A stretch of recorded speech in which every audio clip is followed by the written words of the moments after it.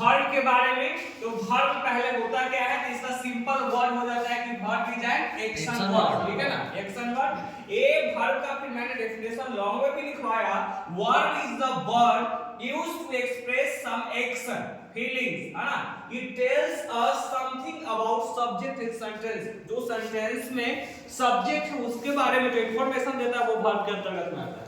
इसके बाद जैसे Nandini reads a book, Mohan Yeats sweets, ठीक है, आई फील वॉक, ये सब ना यहाँ पे देखो रीड्स, ईट्स, फील, ये सब के सब सब्जेक्ट सॉरी वर्ब, और यहाँ पे हु से क्वेश्चन कर देंगे, जैसे नंदिनी, मोहन, आई, है ना, इसका रिप्लाई मिलेगा, तो हु का जब रिप्लाई आता है वही सब्जेक्ट हो जाता है।